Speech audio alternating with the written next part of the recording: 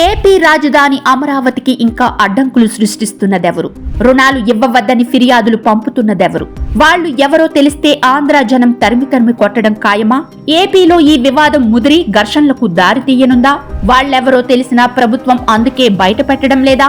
సమయం చూసి ఆ పేర్లు వెల్లడించి వాళ్లకు రాజకీయ జీవితం లేకుండా చేయాలని కూటమి అధినేతలు ఆలోచిస్తున్నారా అనే చర్చ ఇప్పుడు బాగా నడుస్తోంది. అమరావతిలో రాజధాని నిర్మాణాలను రాష్ట్ర ప్రభుత్వం సొంత నిధులతో ప్రారంభించింది. ప్రపంచ బ్యాంకు నిధుల విడుదలకు ముందుకు వచ్చింది. మరోవైపు ఏడీబీ కూడా 6,700 కోట్ల రుణం మంజూరు చేసింది. ఈ రెండు బ్యాంకుల నుండి 13,600 కోట్లు రుణం రూపంలో అందుతుండగా అదనంగా 1,400 కోట్లు కేంద్రం ఆంధ్రప్రదేశ్ రాష్ట్రానికి ప్రత్యేక సహాయంగా అందిస్తోంది. మరోవైపు హడ్కో నుండి 11 కోట్ల రుణ సమీకరణకు ప్రభుత్వం అన్ని ఏర్పాట్లు చేసింది. దీనికి సంబంధించిన అనుమతి లేఖ కూడా రాష్ట్రానికి అందింది. అంతేకాకుండా జర్మనీకి చెందిన ఆర్థిక సంస్థ నుంచి మరొక 5,000 కోట్ల రుణం తీసుకునేందుకు ప్రభుత్వం చర్యలు చేపట్టింది. ఇలా అమరావతి నిర్మాణానికి రాష్ట్ర ప్రభుత్వం అన్ని విధాలా నిధుల సమీకరణ చేస్తుంటే సైంధవుల్లాగా కొందరు అడ్డుపడుతున్నారని తెలిసిందే.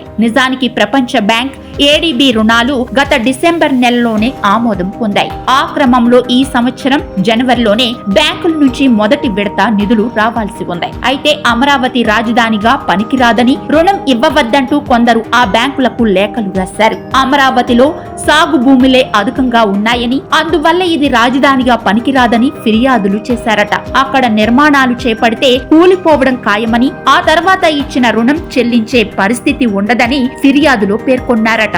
ఈ అభ్యంతరాల నేపథ్యంలో వాటిని పరిశీలించి నిర్ణయం తీసుకునేందుకు 2 నెలలు ఆలస్యమైంది. ప్రపంచ బ్యాంకు ప్రతినిధులు చివరకు అమరావతిలో పర్యటించి రైతుల నుంచి వివరాలు సేకరించారు.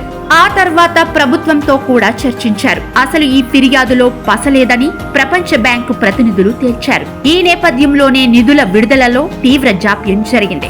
ఇదంతా చూస్తుంటే కొందరు పనిగట్టుకుని అమరావతి నిర్మాణాలు జరగకుండా అడ్డుకుంటున్నారని కూటమి సర్కార్కు సమాచారం ఉంది. వీరంతా వైసీపీ వర్గీయులేనని అనుమానిస్తున్నారు. వీరి వెనుక జగన్ హస్తం ఉందని కూడా చెబుతున్నారు. ఈ సమాచారాన్ని చంద్రబాబు సర్కార్ సేకరించింది. ఇప్పటికిప్పుడు బయట పెట్టడం కంటే అదును చూసుకొని ప్రజలకు తెలియజెప్పి వారిపై దెబ్బ కొట్టాలని భావిస్తున్నట్లు తెలుస్తోంది. ముందుగా అమరావతి నిర్మాణం పూర్తి చేసి 2029 ఎన్నికలకు ముందే అమరావతి ప్రారంభోత్సవం పూర్తి చేసి ఆ సందర్భంలోనే బయట పెడితే వారి రాజకీయ జీవితంపై కోలుకోలేని దెబ్బ కొట్టవచ్చనేది కూటమి వ్యూహంగా కనిపిస్తోంది.